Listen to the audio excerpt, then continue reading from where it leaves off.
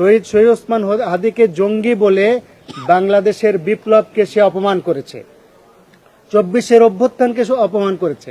শরীফ ওসমান হাদিকে সেই তথাকথিত খুনি ফয়সাল ভারতের মিডিয়ার সামনে জঙ্গি বলে উপস্থাপন করেছে।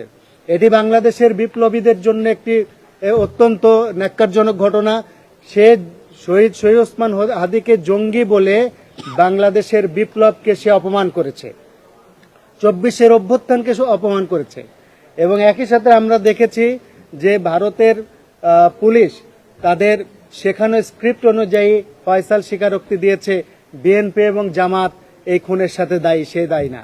আমরা বলতে চাই যে একটি দেশে অপরাধী গ্রেপ্তার হলো, তাদের স্ক্রিপ্ট অনুযায়ী ফয়সাল বলে দিল দুইটা রাজনৈতিক দলের কথা, কিন্তু এদেশে বিপ্লব এই ফ্যাসিস্ট শেখ হাসিনার বিরুদ্ধে 24-এর বিপ্লবে কিন্তু বিএনপি জামাত ছাত্র জনতা সহ আপামর জনতার একটা সরব উপস্থিতি ছিল।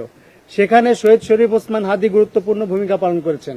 শহীদ শরীফ ওসমান হাদি ইনকিলাব মঞ্চের মাধ্যমে বাংলাদেশে ভারতীয় আধিপত্যবাদ সংস্কৃতির বিরুদ্ধে, সাংস্কৃতিক অঙ্গনে ভারতীয় আধিপত্যবাদের বিরুদ্ধে শহীদ শরীফ ওসমান হাদি একটি আন্দোলন গড়ে তুলেছিলেন, যেটি ভারতের কাছে সহ্য হয় নাই।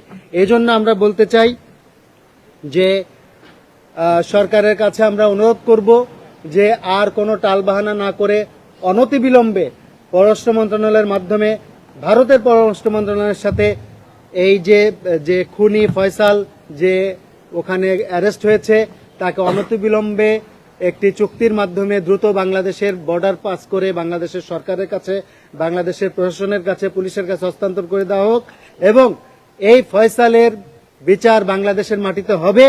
বাংলাদেশের মাটিতে শহীদ শরীফ ওসমান হাদি হত্যার বিচারের মাধ্যমে আমরা প্রমাণ করে দিব যে দেশের বিপ্লবীরা জেগে আছে, এদেশের বিপ্লবীরা কোনো অন্যায় সহ্য করবে না।